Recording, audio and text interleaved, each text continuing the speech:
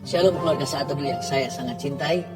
Bersama dengan tim hari ini, kami siap untuk melayani Anda di dalam hadirat Allah. Kita akan masuk ke hadirat Tuhan sama-sama. Hari-hari ini banyak orang harus mengambil keputusan. Karena itu kita perlu Tuhan. Kita perlu Tuhan dalam setiap langkah hidup kita. Saya bacakan kesaksian. Kesaksian ini membuktikan bahwa Tuhan itu hadir di setiap langkah kita. Mirabel Ivanali bersaksi begini. Shalom Pastor Philip, saya ingin memberi kesaksian tentang betapa dahsyatnya mujizat Tuhan dalam keluarga kami.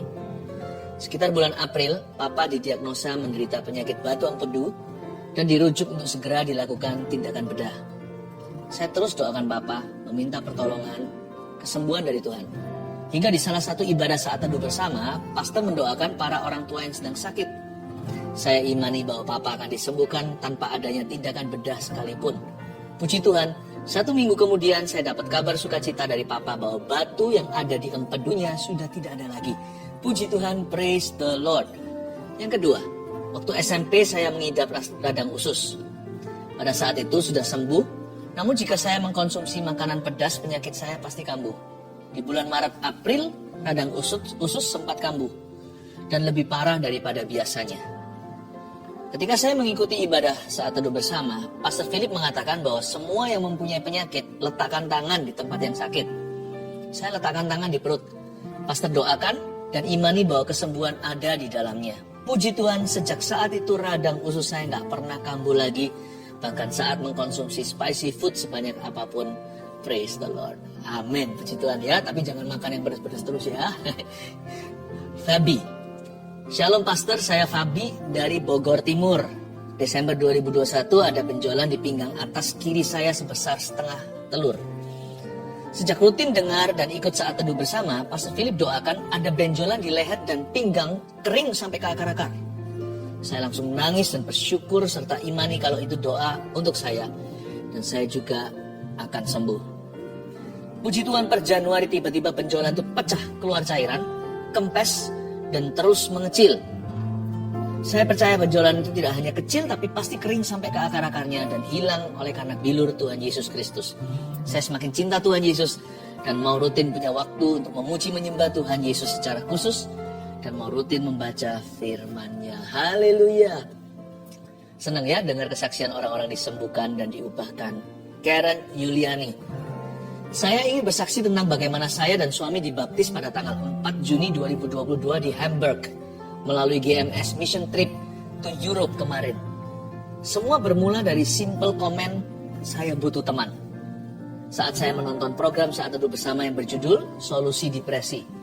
Saya sangat bersyukur dan merasa seperti long lost and now I've been found ketika saya dapat bergabung di CG Germany atau GMS punya cell group ya di Jerman. Saya sadar sudah sekian lama meninggalkan Tuhan, hampir 7 tahun lamanya. Yakni sejak saya sekolah, bekerja dan pindah dari Jakarta ke Germany, karena saya sangat sering merasa kosong dan merasa hidup ini gak ada artinya. Tapi sekarang, suami pun yang awalnya tumbuh tidak mengenal Yesus, akhirnya menerimanya dan mau dibaptis juga. Sekarang kami rindu untuk memberi bagi Tuhan sebagaimana kami sudah menerimanya ketika kami sangat tidak pantas untuk menerima Tuhan. Pastor Philip dan tim, terima kasih untuk saat teduh bersama. Karenanya sangat banyak orang terhilang seperti saya bisa ditemukan kembali. Kami bersyukur untuk saat teduh bersama yang bisa menjangkau kami, sekalipun di tempat yang sepertinya kasih Tuhan sudah jauh dan dingin. God bless you and team. Wah, saya mendapatkan kesaksian seperti ini, hati itu rasa seperti disiram air sejuk. Kayaknya tidak sia-sia semua air mata berdoa bagi jiwa-jiwa. Welcome home untuk setiap Anda yang mengikuti saat teduh bersama. We are family, and this is the presence of God. Let us come to worship Him. Haleluya. Apa yang paling nikmat saat kita bersaat teduh? Yaitu kalau kita berdoa dan membaca firman bersama-sama dengan keluarga. Saya berharap Anda satu keluarga juga sama-sama sudah siap menerima firman Tuhan hari ini. Saya bacakan dulu kesaksian untuk menguatkan Anda sekalian, sehingga berkat Tuhan akan mengalir dengan limpah, bahkan di dalam rumah tangga setiap keluarga saat teduh tercinta. Saya bacakan ya. Herlianti memberi kesaksian begini. Sejak saat saya mulai ikut saat teduh bersama, saya merasakan mujizat Tuhan. Ketika pastor doakan orang yang asma dan infeksi saluran kantung kemih, saya imani Dan tanpa sadar saya sering kambuh infeksi saluran kantong kemih. Ternyata setelah didoakan pastor, tidak pernah kambuh lagi. Saya percaya Tuhan Yesus sudah sembuhkan saya. Anak saya dulu, kalau dia batuk dan tidak cepat diberi obat, biasanya bisa sampai sesak nafas. Dokter pernah bilang itu asma. Namun sekarang asma itu sudah tidak kambuh lagi. Walaupun anak saya kena batuk, puji Tuhan Yesus, Ia sudah sembuhkan kami. Terima kasih Tuhan. Terima kasih Pastor Philip. Tuhan Yesus memberkati pelayanannya. Haleluya. Asma, batuk, sakit apapun, yang ringan maupun berat, dalam Kristus selalu ada harapan ya. Ibu Linda, saya didiagnosa positif COVID-19 di awal Juni 2021. Awalnya, saya tidak merasa gejala apa-apa. Ketika saya konsultasi dengan dokter penyakit dalam, tidak ditemukan tanda-tanda penyakit COVID-19 itu. Dan saturasi saya pun baik-baik saja. Namun rasa takut dan sakit serupa mah itu selalu muncul saat subuh. Sakit sekali rasanya, sampai-sampai saya kesulitan untuk bernafas. Suami saya yang berbeda kepercayaan mulai mendoakan saya dan meminta saya mempercayai keyakinannya. Namun saya menolaknya dan tetap teguh percaya bahwa Tuhan Yesuslah satu-satunya juru selamat. Suatu hari ketika saya menyaksikan saat teduh bersama, Pastor Philip Mantova bernubuat tentang seorang ibu yang minum obat penenang dan obat mah, ibu itu akan sembuh total. Saya dikuatkan dan beriman bahwa hal itu adalah nubuatan untuk saya. Semenjak hari itu, rasa sakit dan kekhawatiran berlebihan itu perlahan-lahan hilang. Dan saya sudah jarang minum obat lagi. Jiwa saya makin dikuatkan, terutama melalui persekutuan dalam CG. CG di sini cell group ya. Banyak orang memiliki masalah jauh lebih pelik dari saya, tapi kami semua dapat tetap saling menguatkan. Saya percaya hanya Tuhanlah andalan saya. Haleluya. Bukan hanya disembuhkan, tapi juga memperoleh komunitas rohani yang saling menunjang. Puji Tuhan ya, saya berdoa juga keluarga Saat Teduh tidak ada satupun yang yatim piatu rohani. Semua akan menemukannya. Saya percaya Tuhan memberi kita rumah, bukan hanya di sorga, tapi juga di bumi ini. Yaitu saudara seiman yang peduli. Elita Siregar. Shalom, saya seorang ibu rumah tangga yang selama 10 tahun dipercayakan Tuhan merawat seorang anak cerebral palsy. Selama 10 tahun itu pula saya terus melanjutkan kuliah. Bukan untuk berkarier, melainkan untuk meneliti anak saya. Pada 7 Juli 2021, anak saya meninggal. Saya hampir depresi. Saya merasa semua yang saya lakukan dan harapkan sia-sia dan ingin mati menyusul anak saya. Dalam kedukaan yang dalam tanpa sengaja tayangan ulang siaran Saat Teduh bersama tentang bebas dari depresi muncul di YouTube. Saya skip, tapi muncul lagi dan lagi. Tanpa minat saya klik dan menonton tayangan itu. Di luar dugaan, firman yang disampaikan saat itu mengubah sikap hati saya. Saya kembali bangkit karena Tuhan belum selesai dengan saya. Kemudian saya ikut ujian CPNS pada tanggal 25 Desember 2021 dan dinyatakan lulus sebagai dosen di salah satu universitas negeri di Depok, Jawa Barat. Saat ini saya yang dahulu hanya seorang ibu rumah tangga telah mulai mengajar di tempat yang baru dan hingga saat ini saya adalah jemaat Saat Teduh bersama Pastor Philip. Haleluya. Puji Tuhan ya, saya hatinya berbunga-bunga kalau mendengarkan kesaksian seperti ini. Ingin segera mencium kaki Yesus dan berkata terima kasih, semua adalah karena perbuatanmu. Kalau orang lain ditolong, keluarga kita juga. Mari kita masuk ke hadirat Allah. Come on guys, let's worship Jesus together.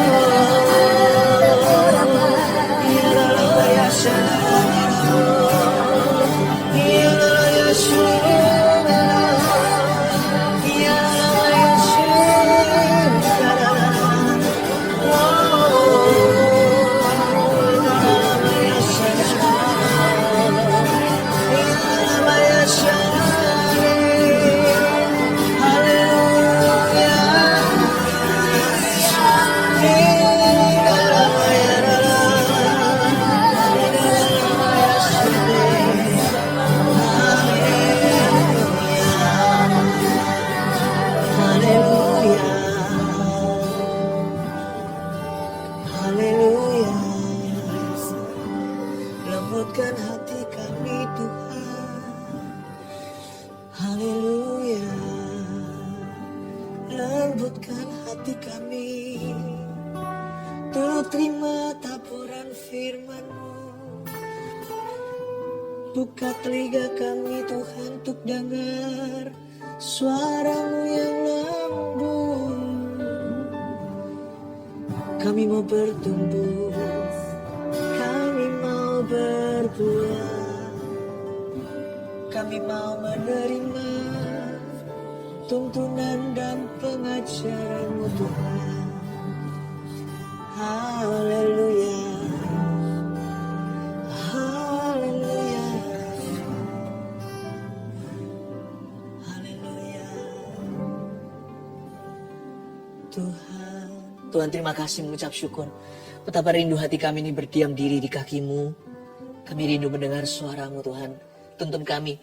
Hari-hari ini kami harus mengambil banyak keputusan tentunya. Hamba bisa merasakan dalam roh, inilah lembah penentuan. Banyak orang harus membuat keputusan ini, keputusan itu. Tuntun keluarga saat teduh. Bapa terima kasih, sampaikan sabda-Mu. Sembunyikan hamba di balik salib-Mu. Demi nama Yesus Kristus Tuhanku. Haleluya. Amin. Saya langsung ke firman Tuhan, karena firman Tuhan hari ini akan menyelamatkan masa depan banyak orang. Karena kalau kita nggak hati-hati, hidup ini penuh dengan jebakan. Banyak booby trap-nya, atau banyak yang namanya, apa itu yang namanya ditanam di bawah tanah itu? Namanya ranjau-ranjau daratan. Hidup kita ini di tengah lautan manusia, belum lagi manusia itu sendiri banyak kepalsuan. Kalau nggak hati-hati, ranjau darat maupun lautan sudah terbentang di depan. Kita butuh Roh Kudus. Kita perlu tuntunan firman pelita bagi kaki, terang bagi jalan, supaya jangan sampai kita masuk ke dalam jebakan dalam mengambil keputusan. Karena itu judul hari ini adalah menghindari jebakan dalam mengambil keputusan. Mari kita seksama mendengar suara Tuhan. Yosua pasal 9. Ini cerita tentang akal orang Gibeon, ayat 1-14. Saya bacakan dulu beberapa ayat lalu berhenti. Ketika terdengar oleh raja-raja di sebelah barat sungai Yordan di pegunungan, di daerah bukit dan sepanjang tepi pantai laut besar sampai ke seberang gunung Libanon, yakni raja-raja orang Het, orang Amori, orang Kanaan, orang Feris, orang Hewi, dan orang Yebus. Bergabunglah mereka dengan seia sekata untuk memerangi Yosua dan orang Israel. Berhenti sejenak. Background story atau latar belakang, bangsa Israel sudah masuk ke tanah Kanaan. Kali ini sudah menang perang 1-2 kali, Yeriko, Ai. Lalu mereka masih menghadapi musuh-musuh lagi lebih banyak di depan.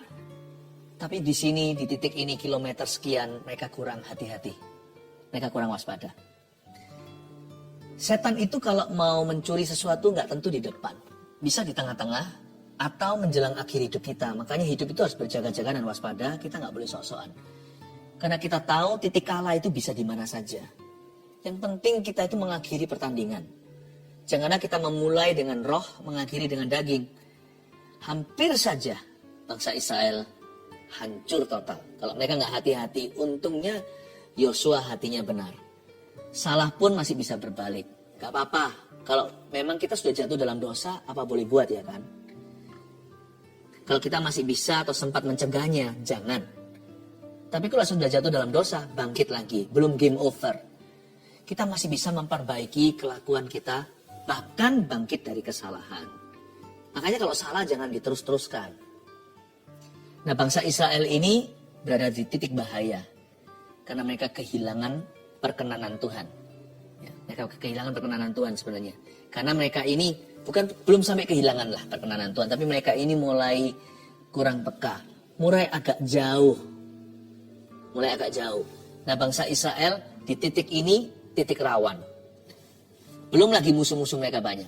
Ayat-ayat ini menunjukkan di awal-awal perjalanan mereka. Belum apa-apa, sudah ketipu. Masih di kilometer 1-10. Masih ratusan kilometer ke depan gimana? Tapi untungnya ini sebagai pelajaran. Ini episode yang penting dalam sejarah mereka. Agar mereka bersandar pada Tuhan. Bukan pada pengertian mereka sendiri sebagai manusia. Ayat-ayat 1 dan 2 menunjukkan latar belakang. Lah, ini semua bangsa-bangsa Kanaan Mereka bergabung seia sekata untuk memerangi Yosua. Ini yang saya sebut sebagai resiko juara satu. Kenapa sih manusia itu cenderung ambisi? Apakah kita lupa sebenarnya kalau kita itu menjadi yang pertama, ya, market leader sesuatu, menjadi orang yang paling berhasil, paling sukses, atau pelayanan pekerjaan yang paling maju, itu bukan hanya satu, banyak yang mau niru. Dua, banyak orang ingin lihat Anda jatuh. Makanya itu jangan ambisi semata-mata hanyalah ambisius. Mintalah visi Kristus. Dan jadi orang, gak apa-apa kita itu dinomor duakan. Jangan tersinggung kalau kita itu tidak diindahkan. Kita seringkali tidak suka hati kalau orang lain tidak mengutamakan kita. Misalnya di pesta, atau ketika kita berada di pertemuan. Kita merasa seperti tidak dihargai kalau kita tidak ditaruh di tempat pertama atau VIP. Padahal sebenarnya loh ya, tempat VIP atau VVIP itu sorotan lampu. Gak apa-apa loh jadi orang nomor 2. Gak apa-apa jadi asisten atau jadi pelayan. Saya ngomong gini bukan berarti kita punya visi itu kecil atau gak punya cita-cita. Berapa orang yang hidupnya itu tidak pernah punya ambisi juga kelihatan malas-malasan. Saya gak bilang begini supaya kita tidak punya satu target dalam hidup ini. Bukan. Tapi kalau kita belum ke sana itu belajar happy dulu. After all, orang-orang yang diberkati dan dipakai Tuhan itu bukan karena kemauan mereka. Promosi itu bukan datang dari kiri kanan, bukan dari timur dan barat. Datangnya dari atas alias dari Tuhan.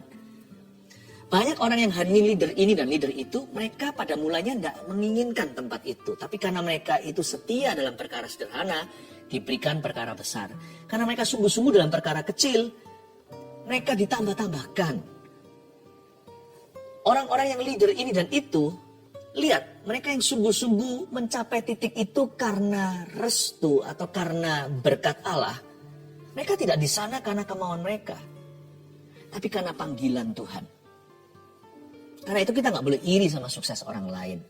Kalau kita belum mencapai titik ideal, yaitu aku mau mencapai cita-citaku, belajar happy dalam perjalanannya, dan bersyukur untuk sukses hidup orang lain. Tidak harus semua kita juara 1 atau juara umum.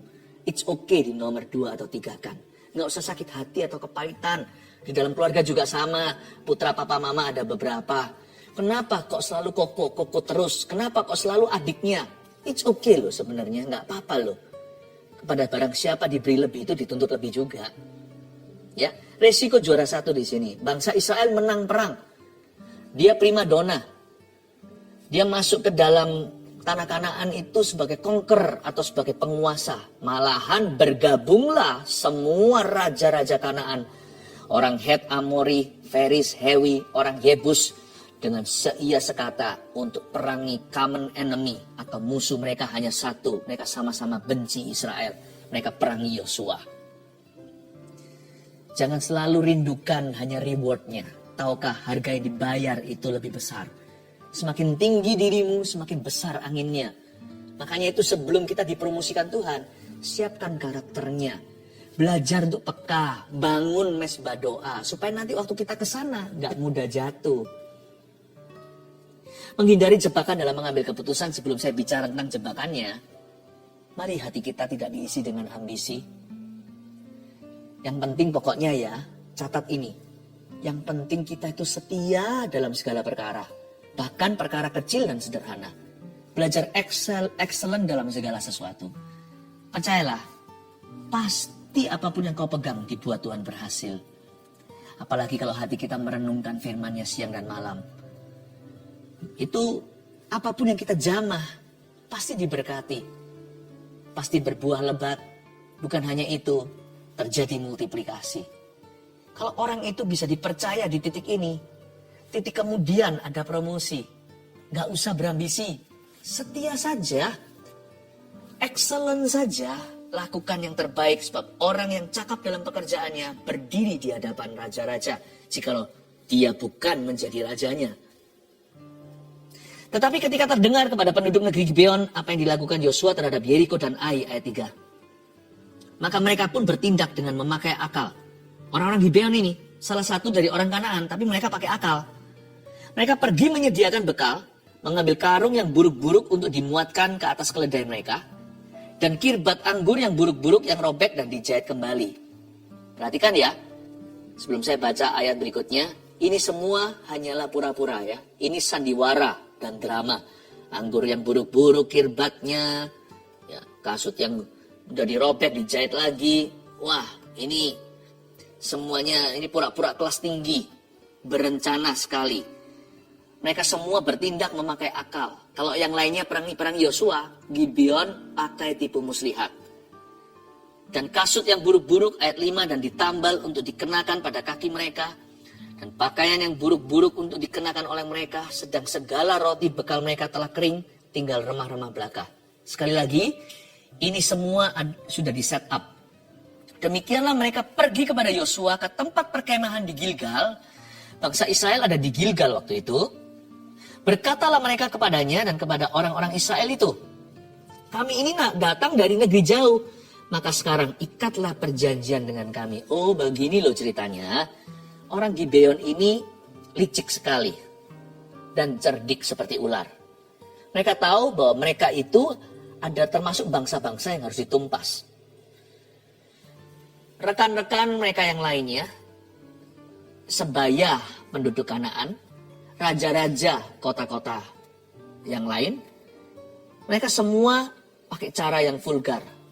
Mereka angkat senjata, bergabung seias kata, perangi Yosua. Tapi orang Gibeon pakai akal. Ya. Kreatif sekali saya akui.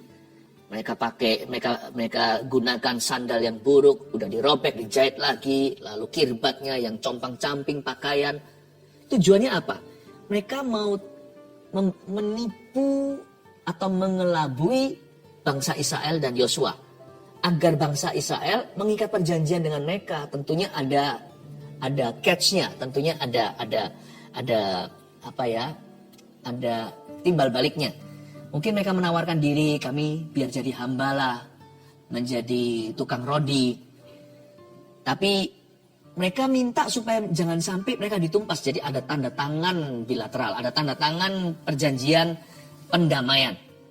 Padahal seharusnya ini bangsa-bangsa yang masuk dalam perjanjian Tuhan sudah diserahkan ke tangan orang Israel dan Yosua. Cerdik ya, pintar sekali. Kira-kira beginilah. Kalau seumpamanya ada seorang salesman menjual kepada Anda sesuatu yang harusnya sudah jadi milikmu, nah itu namanya menipu. Contohnya, Anda beli produk saya ini, lalu ada bonusnya. Ya, zaman-zaman dulu beli sabun cuci, lalu dikasih juga piring ekstra. Tapi kadang-kadang siapa tahu ada customer yang nunggu. Sabun cucinya dijual harga sepantasnya. Tapi piringnya dijual terpisah, padahal itu bonusnya. Bu, piring ini bagus loh bu, begini-begini. Oh iya ya, berapa? Saya jual murah deh sama ibu, segini aja. Dia beli, berarti dia bayar 2 kali. Dia bayar sabunnya, dia bayar piringnya. Harusnya tadi, deal asli, dia beli sabun, dapat piring sekalian.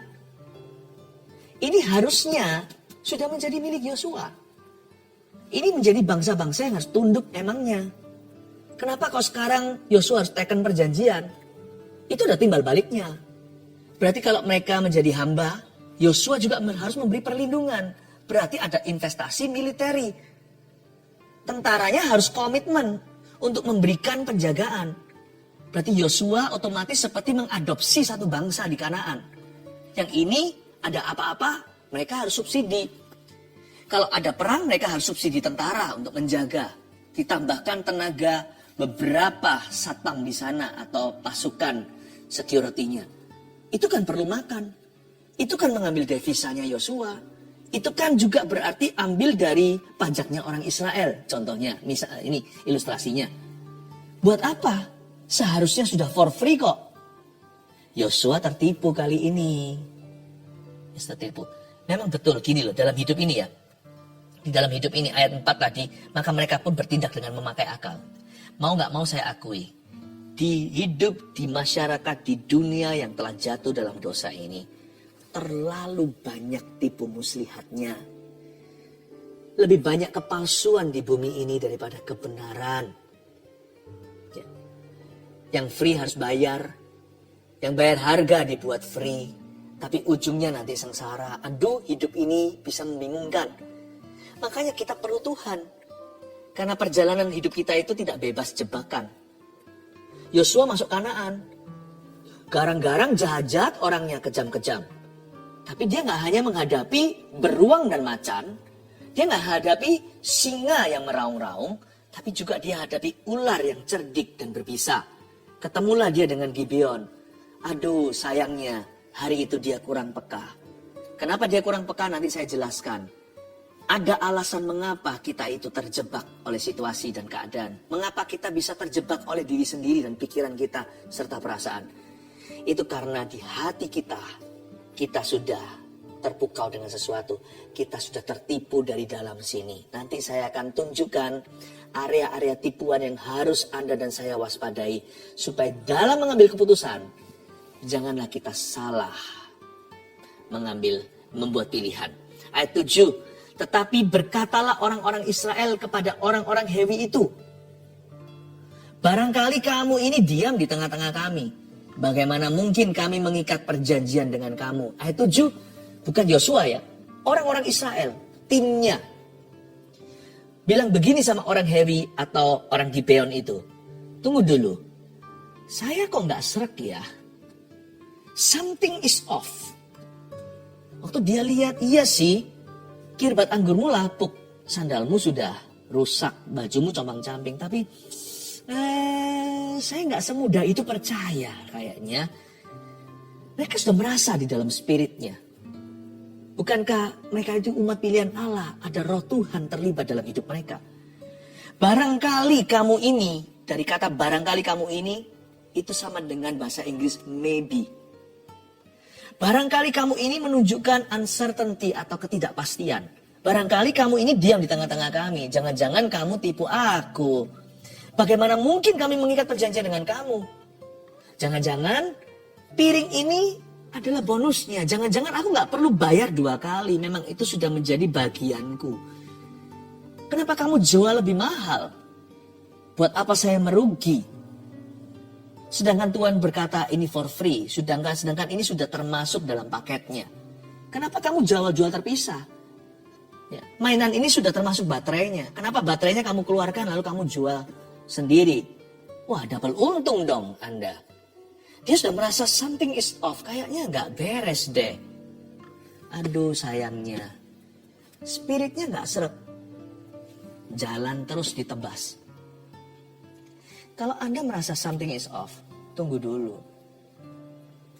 Pokoknya ya jangan buat keputusan kalau Anda itu nggak yakin sesuatu. Lanjut dulu ya. Ayat 8. Lalu kata mereka kepada Yosua. Kami ini hamba-hambamu. Tanya Yosua, siapakah kamu ini dan dari manakah kamu datang? Oke, garis bawahi pertanyaan Yosua di Alkitab Anda. Tanya Yosua. Yosua bertanya, kalau Anda tidak pasti, tanya. Kalau kita tidak tahu, tanya. Tidak ada salahnya untuk bertanya. Ya, kalau kita itu malas bertanya atau malu bertanya, sesat di jalan. Yosua tanya, sudah betul sih, tapi jebakannya adalah setelah dia tanya. Dalam jawaban seseorang terhadap pertanyaanmu pun bisa ada jebakan loh. Makanya itu kita perlu Roh Kudus untuk menimbang-nimbang segala perkara. Tanya Yosua, siapakah kamu ini? Who are you? Simple ya. Dan dari mana kamu datang? Seperti kalau orang berkenalan. Kita selalu tanya kan, what is your name? Atau dengan kata lain, siapakah Anda? Where do you come from? Bahasa Inggrisnya. Oh, kamu dari mana? Oh, aku orang Jakarta. Oh, aku orang Medan. Oh, aku orang Surabaya. Tanya Yosua, siapakah kamu ini dan dari manakah kamu datang? Jawabannya kan harusnya sederhana. Nama saya, bla bla bla. Kami orang Hewi atau dari suku Gibeon. Kami itu datang dari mana? Kan harusnya beritahu.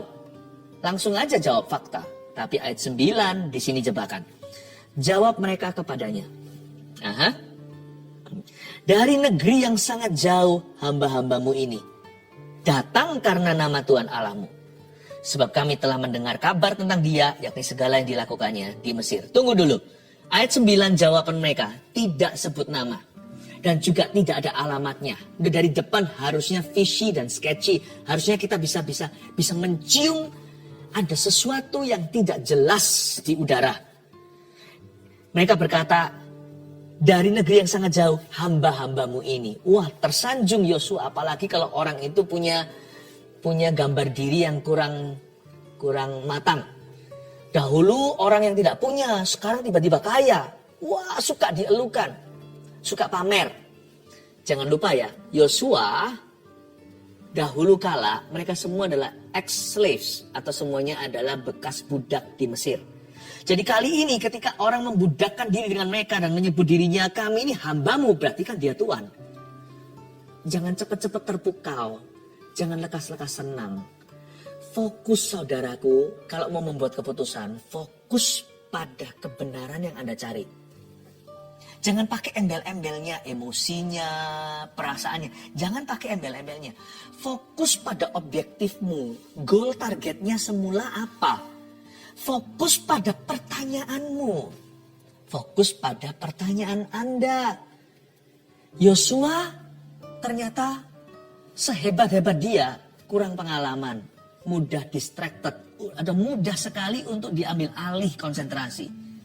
Dia gampang gak fokus. Hari-hari ini bahasanya apa? Gagal fokus itu apa? Gafol atau apa? Gagal fokus. Salfok ya. Salah fokus. Yosua salah fokus. Saya ulang lagi tanya Yosua, siapakah kamu ini dan dari mana kamu datang? Jawabannya, kami ini hamba-hambamu. Nah, apa hubungannya? What's your name ya? Tell me your name.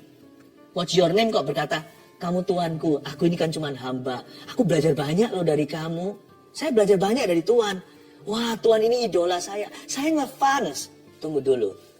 Jangan berbunga-bunga. Go back to the question. Wait. Anda belum jawab saya ya. What's your name? Lihat mata saya. Beritahu namamu. Dari mana kamu datang. Supaya saya tahu kamu jujur atau menipu aku. Yosua terbuai. Udah. Buram.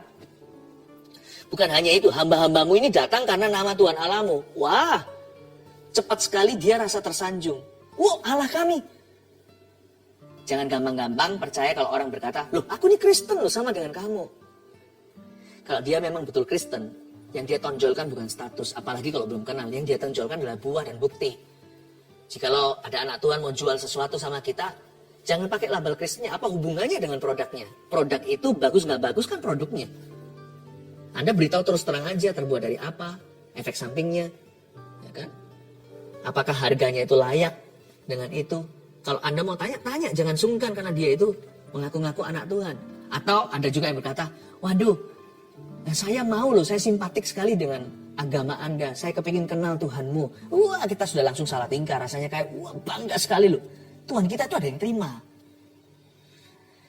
Allah kita itu punya, Tuhan kita itu dikagumi oleh orang lain yang bukan dari kepercayaan yang sama. Nggak usah. Sebab Tuhan kita itu tidak murahan.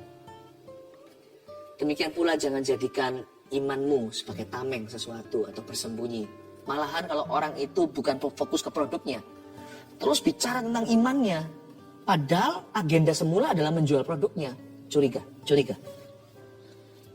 Malah kalau sampai ada orang tahu saya ini siapa, saya malah akan dorong dia dan minta mohon agar dia periksa dulu supaya nanti kalau ada apa-apa fair di depan, supaya jangan sampai nanti Tuhanku dicela atau profesi saya.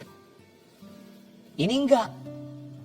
Yosua langsung flattered dalam bahasa Inggrisnya, tersanjung dia. Wah, karena ini adalah tanah penyembah berhala, tiba-tiba Allah Israel dipuji.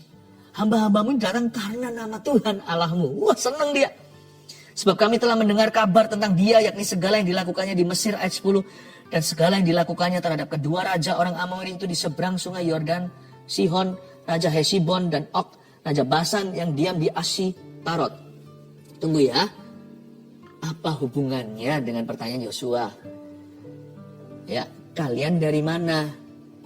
Kalian namanya siapa? Oh, aku denger loh, Tuhanmu itu gagah perkasa. Apa yang terjadi dengan Og, Raja Basan, Sihon, orang Raja Hesibon, bahkan di Asitarot.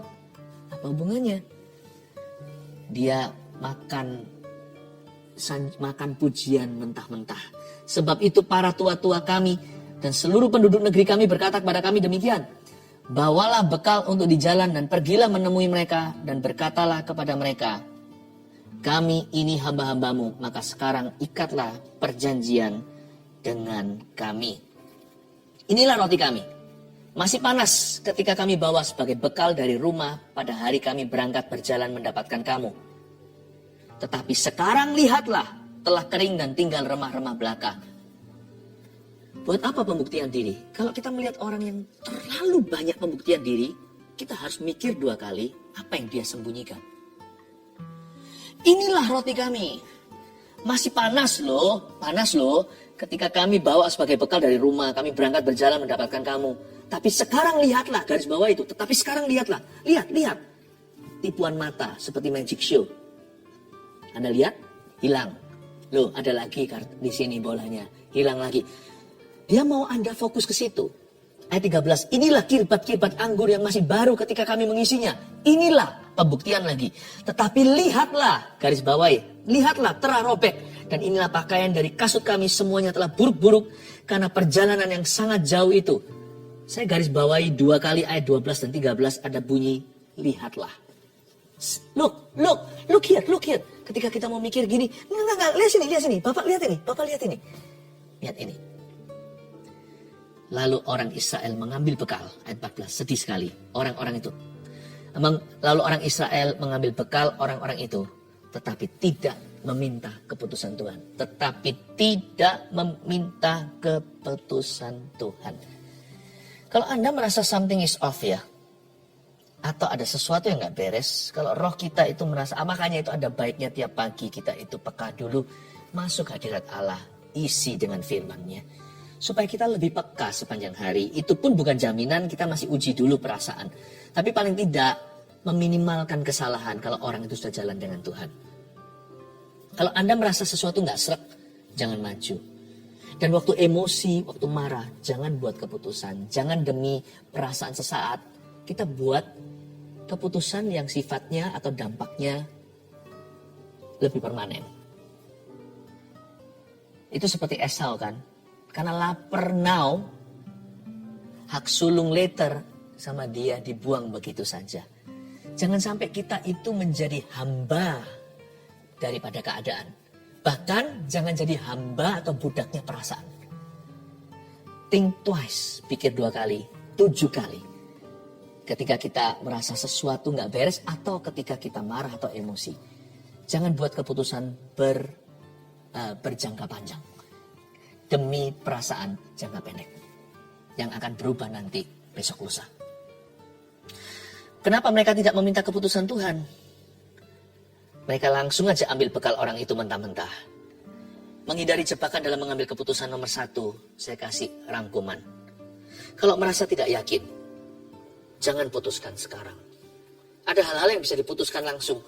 Tapi keputusan-keputusan yang begitu penting dan besar, tidak ada salahnya untuk beli waktu dan berkata, tunggu ya, saya akan doakan ini dulu atau pikirkan. Kalau bahasa doa terlalu rohani, saya pikirkan dan pertimbangkan. Nanti setelah itu urusan Anda. Anda doakan, lalu Anda bisa diskusi dengan seseorang. Kalau merasa tidak yakin, jangan putuskan. Jangan putuskan sekarang, cepat lambat tapi harus memutuskan. Jangan jadi orang pelin-pelan. Nomor 2, jangan terpengaruh oleh yang nampak mata. Atau pujian manusia. Hati-hati dibuai dengan yang dikipas, dibuai dengan kata-kata yang manis. Memang tidak semua pujian itu jahat. Tapi pujian yang baik pun juga harus bisa kita handle dengan baik. Apalagi pujian yang sifatnya adalah tipu muslihat. Makanya hati orang yang suka mencari pujian yang sia-sia, orang itu sudah masuk jebakan sebelum jebakan itu ada. Tapi kalau hati kita puas dengan apa kata Tuhan, bukan berdasarkan opini manusia, kita jalan kemana-mana itu, hati kita lebih peka. Jangan terpengaruh oleh yang nampak mata atau pujian manusia. 3, komunikasi dengan tim dan cari kehendak Tuhan. Yosua kok tidak komunikasi dengan baik dengan timnya yang sudah merasa ada sesuatu yang gak beres. Dan timnya kok juga tidak bertukar informasi dengan Yosua. Kebetulan di dalam tentara ini Yosua dan timnya adalah satu kubu. Anda satu kubu sama siapa yang bisa Anda jadikan lawan bicara yang baik? Suami dan istri hendaknya seperti Priscilla dan Aquila, bukan Ananias dan Safira.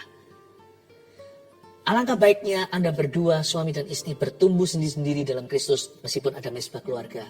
Sehingga suami dan istri gak pernah ditemukan dalam kondisi yang salah bersamaan. Yang suami marah, istri lagi sabar. Sebaliknya waktu istri emosi, suami yang bisa ngerem-ngerem. Begitu bisa jadi lawan bicara.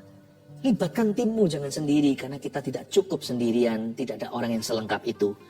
Misalnya juga bisa orang tua yang menjadi tempat nasihat. Berbahagialah orang yang punya orang tua yang takut akan Tuhan. Sekalipun ada orang tuanya yang gak Kristen pun, kalau mereka bijaksana, bukan perkara rohani ya, apalagi jalan keselamatan, mereka perlu kenal Injil dulu. Tetapi ada hal-hal yang common sense, hal-hal yang sifatnya pengetahuan umum, dengarkan mereka. Tunduk sama mereka. Saudara seiman, mungkin hamba-hamba Tuhan. Makanya itu di gereja kami ada yang namanya cell group atau connect group, CG itu. Di situ supaya kita bisa menemukan tempat-tempat istirahat hati, iman, dan juga besi menajamkan besi, seorang menjaga yang lainnya. Pasti nanti akan ada keakraban-keakraban dan ada hubungan-hubungan yang dijalin oleh Roh Kudus. Dan di dalam hubungan itu ada banyak sekali tuntunan Tuhan. Menghindari jebakan dalam mengambil keputusan nomor 1. Kalau merasa tidak yakin, jangan putuskan sekarang. 2. Jangan terpengaruh oleh yang nampak mata atau pujian manusia. Makanya itu perlu disiplin berdoa. 3. Komunikasi dengan tim. Tim ya, siapapun timmu itu. Dan cari kehendak Tuhan dulu sebelum memutuskan sesuatu. Kadang cepat kita ketahui, kadang lambat. Tapi cari dulu kehendak Tuhan sampai hati Anda tahu ini damai sejahtera. Haleluya. Saya tergerak melakukan sesuatu, kita akan nyanyi lagi. Cepat tuliskan di live chat atau di komentar. Tuliskan segera. Pergumulan kita pasti ada. Pasti semua kita masing-masing kita memikirkan dan menimbang sesuatu. Apapun itu pasti ada. Tuliskan aja. Apa yang jadi pergumulan Anda? Apa yang membuat hati Anda tidak pasti? Kalau memang ada keputusan di depan, keputusan besar atau keputusan kecil, dan kalau itu menjadi beban jiwamu, apalagi yang mengganggu, tuliskan di sini. Ya, tuliskan seperti ini. Doakan pergumulan saya tentang studi saya. Doakan pergumulan saya dalam pekerjaan. Gitu aja. Nanti kita berbahasa roh sama-sama dan biarkan ada damai sejahtera. Setelah Anda tulis itu, saya bawa ke hadirat Tuhan. Saya yakin nanti akan ada tuntunan radar Kristus juga dalam bentuk damai sejahtera untuk memilih. Anda akan merasa serak sesuatu. Itu tiba-tiba aja. Itu kasih karunia akan diberikan nanti. Bukan hanya itu, bahkan kita minta peneguhan-peneguhan demi konfirmasi. Akan muncul dan bermunculan. Tapi pakai akal budi juga untuk memikirkan dan menimbang-nimbang opsi. Tapi pada satu titik kan harus ketok palu. Di situ biar damai sejahtera Tuhan akan meneguhkan. Bahkan peneguhan-peneguhan dan konfirmasi-konfirmasi akan tiba juga. Doakan pergumulan saya dalam titik-titik. Dalam pernikahan. Dalam mendidik anak. Dalam pelayanan. Dalam studi. Tuliskan seperti itu. Kita akan bawa ke hadirat Tuhan. Kita doakan. Oke? Mari kita nyanyi sama-sama sambil Anda ngetik semuanya. Kita akan bawa ini. Saya akan bawa ini ke hadirat Tuhan. Bila engkau tak besertaku, orang akan katakan yang ada sama. Ku tak mampu berjalan. Ku perlu Tuhan, bimbinglah aku dengan kasih. Jangan putuskan sendiri. Ayo kita sama-sama sebagai satu tim masuk hadirat Allah. Cari kehendak Tuhan untuk pergumulanmu yang satu itu. Pimpinlah aku setiap waktu. Berjalan dalam Roh Kudus. Berjalan dalam Roh limpahkan pada keluarga saat teduh. Nyatakan Tuhan kemuliaan-Mu dan tuliskan pergumulanmu. Kita bawa lagi ya Tuhan sekarang. Saya bawa ke kaki Tuhan bersama-sama. Biar Engkau tak besertaku,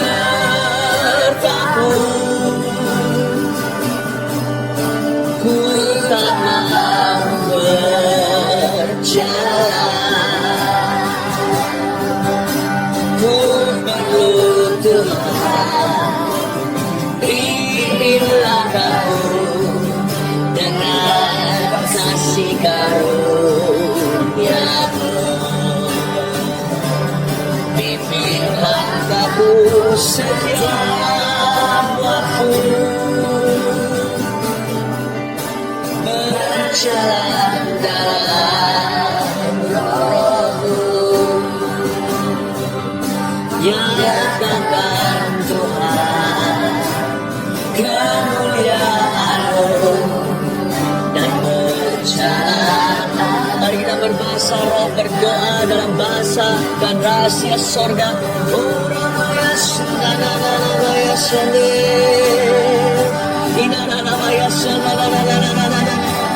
Aku berdoa untuk keluarga saat teduh dengan bahasa rahasia-Mu.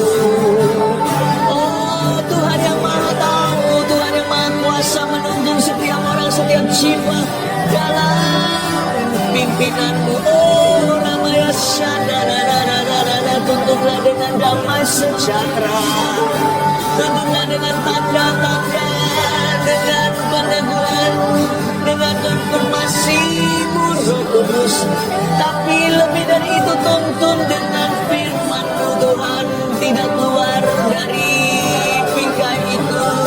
Oh Ramaya Subhanari Kiraya Ramaya Subhanaya Ramaya Sirinaya Iranaya Sanara Ramaya Ramaya Sanara Ramaya Iranaya Sanara Ramaya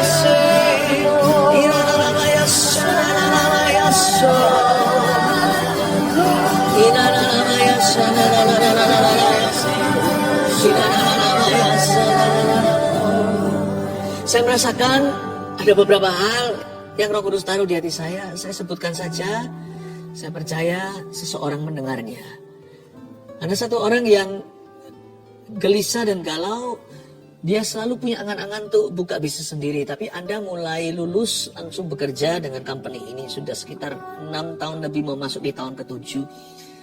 Dan Anda makin dipromosikan, makin dipercayai. Tapi hati Anda setengah-setengah. Dan Anda mau quit dari kerjaan ini, padahal nggak ada salahnya. Karena Anda punya angan-angan untuk punya bisnis sendiri. Don't. Lanjutkan terus. Karena kehendak Tuhan tidak seperti kehendakmu. Tuhan memberimu kepercayaan di situ. Percayalah, jalur ini adalah jalur berkat Kristus. Lalu ada satu orang lagi yang mau keluar dari pekerjaannya. Karena dia nggak tahan. Yang ini beda kasusnya. Orang-orang yang sikut kanan, sikut kiri di situ tidak sehat culture kerja di sana. Anda mau quit juga. Jangan, kata Tuhan. Karena orang-orang yang berbuat curang itu satu-satu akan keluar. Mereka akan kena kasus sendiri di dalam perusahaan itu. Mereka akan dikeluarkan. Tidak ada campur tangan Anda. Anda jangan balas. Tapi Anda akan dipromosikan setelah ini. Dan hidupmu sejak saat ini, tidak lama lagi, kehidupan profesionalmu akan semakin baik. Terima kasih Tuhan, terpujilah nama-Mu. Papa Parkinson. Ada satu orang berdoa untuk papanya yang Parkinson. Papa Anda akan sembuh. Terima kasih Tuhan, di dalam nama Yesus. Saya tahu ada satu orang yang tiba-tiba girang, saya berkata begini. Dia berdoa untuk papanya yang Parkinson tidak lama yang lalu, barusan sudah didiagnosa Parkinson gejala awal. Tuhan Yesus sembuhkan ayahmu di dalam nama Yesus. Sampai akhir hayatnya tidak akan terasa seperti pernah punya Parkinson. Hidupnya akan baik-baik saja di dalam nama Yesus Kristus. Ada satu orang yang bimbang, tolong beritahu sama Pastor Philip. Aku operasi, aku percaya mujizat. Saya juga percaya mujizat. Tapi saya juga percaya Tuhan juga bisa pakai tangan manusia. Banyak anak-anak Tuhan di dalam dunia medis. Bahkan bukan anak Tuhan pun Tuhan bisa tuntun tangannya kalau ada anak Tuhan berdoa. Ada orang yang perlu operasi kakinya. Gak apa-apa, go ahead. Tuhan Yesus menyertaimu. Oh terima kasih Tuhan, terpujilah namamu. Bapak mau berdoa untuk satu-satu pergumulan di sini, kasih tanda damai sejahtera. Dan juga kasih tanda-tanda yang lain, konfirmasi peneguhan. Tapi yang pasti, hati mereka yang sudah tahu firman, tidak akan melanggarnya, tidak akan keluar dari framework ini ya Tuhan, the Bible. Terima kasih Tuhan Yesus, berkati umat-Mu ya Tuhan, keluarga saat itu. Bila Engkau tak beserta aku tak mau berjalan, ku tak mau berjalan, ku butuh Tuhan, pimpinlah aku dengan kasih karunia-Mu.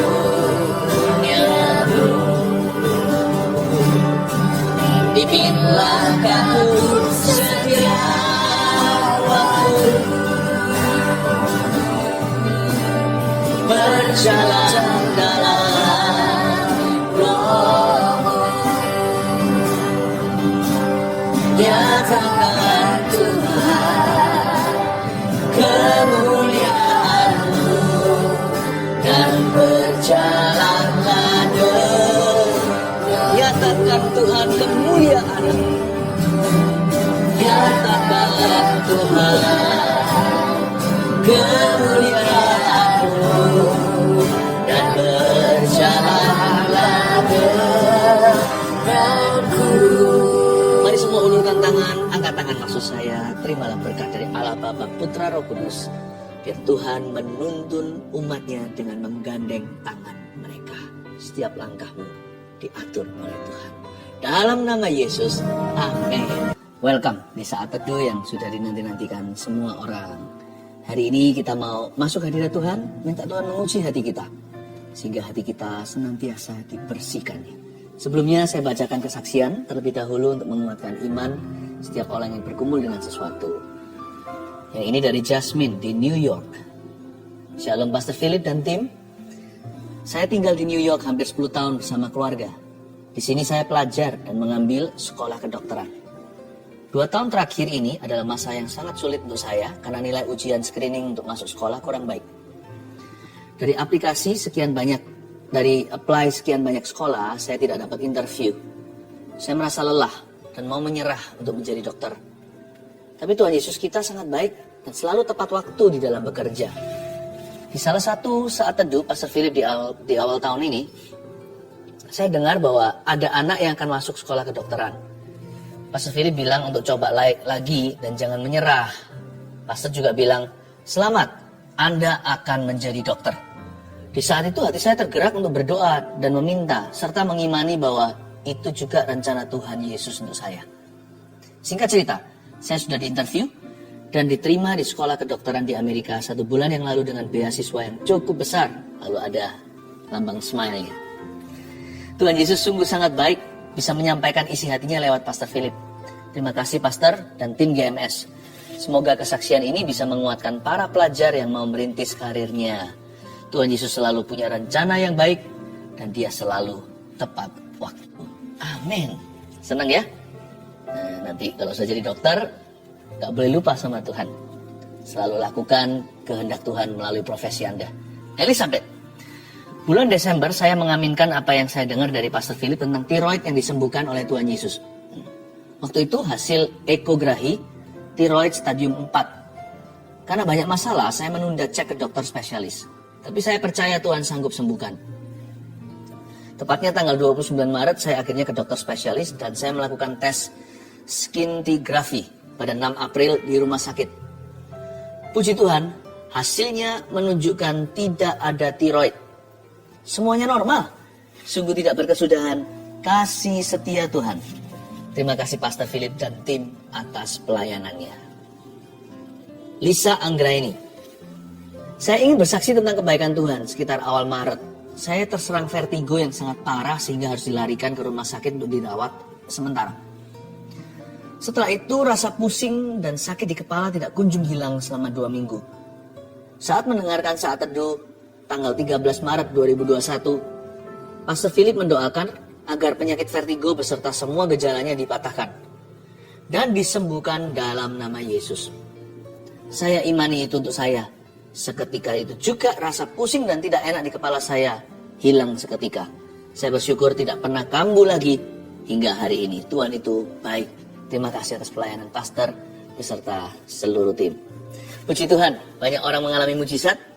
Mari kita doakan hari ini giliran Anda yang menanti-nantikannya. Tapi sebelumnya, mari bawa hati kita.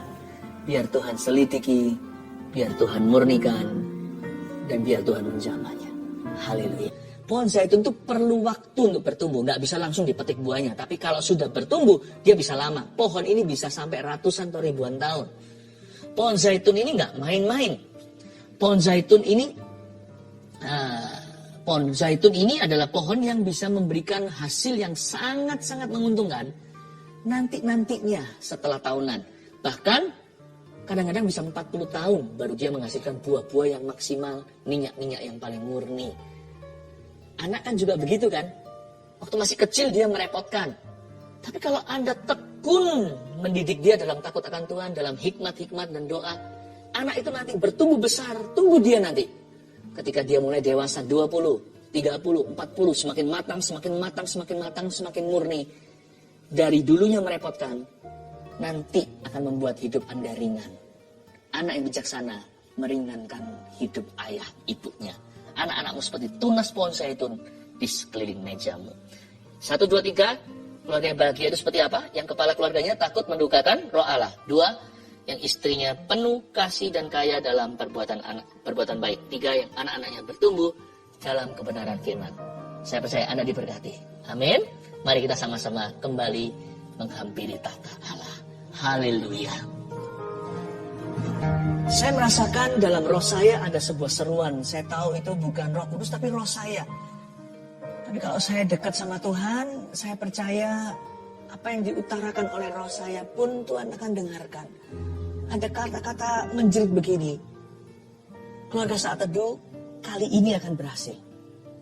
Untuk keluarga Saat Teduh yang ingin ada program untuk punya anak, dibantu dengan medis, dan bahkan dokternya pun adalah seorang anak Tuhan. Don't worry. Seruan dalam roh saya dengarkan. Kali ini akan berhasil. Saya berdoa dalam nama Yesus. Tuhan bisa memberikan lewat mujizat. Tapi kadang-kadang Tuhan memberikan sesuatu yang progresif. Ada waktunya Tuhan memberikan secara supranatural. Juga datang saatnya di waktu kita kadang-kadang. Sesuatu yang alami terjadi lewat pertolongan. Itu pun pertolongan Tuhan. Segala pertolongan itu datang dari Tuhan. Keluarga Saat Teduh yang sedang memprogramkan untuk bayi, kali ini kau akan berhasil. Dalam nama Yesus. Terima kasih Tuhan. Semua orang yang mengharapkan anak juga, yang meminta mujizat. Sekarang juga percaya suami istri yang belum dikaruniai. Tadi waktu saya kasih ilustrasi 9 tahun tadi, ternyata memang ada yang 9 tahun sudah menunggu belum dapat. Dan Anda yang bukan 9 tahun, Anda bisa sama-sama dompleng iman. Gak apa-apa, kita juga ikut. Seperti wanita Sirofenisia, remah-remahnya pun, anjing pun makan dari apa yang jatuh dari meja Tuhan. Saya percaya ini juga untuk saya. Siapapun yang berdoa hari ini untuk keturunan yang belum mendapatkannya sekian lama, mari kita berdoa dalam nama Yesus. Bapak, aku imani suara bayi di rumahnya pasangan ini. Dalam nama Yesus berikan Tuhan tunas-tunas pohon zaitun di sekeliling meja mereka. Mulai hari ini jangan kasih satu saja, beri lebih Bapak. Dalam nama Yesus Kristus. Bahkan akan ada yang mengandung twins, padahal tidak ada sama sekali sejarah anak kembar dalam keluarganya. In Jesus name, dalam nama Yesus. Terima kasih Tuhan. Kami mengucap syukur kepadamu semua yang memasukkan permohonan-permohonan doa lewat live chat dan komentar di kolom komen. Saya berdoa semuanya untuk mengulurkan tangan ya. Kita sama-sama mengulurkan tangan. Dengan demikian kita seperti bergandeng tangan. Bapak, aku tumpang tangan dalam nama Yesus. Hamba minta ya Tuhan mujizat yang dinanti-nantikan untuk mereka. Hari inilah hari yang dijadikan Tuhan. Mari kita bersuka cita di dalamnya Tuhan Bapa yang baik. Aku percaya keluarga Saat Teduh masing-masing memperoleh satu rahmat dari Engkau. Hari ini ketika kami Saat Teduh bersama, kasih satu rahmat, kasih satu berkat dalam nama Yesus. Haleluya, haleluya, amin.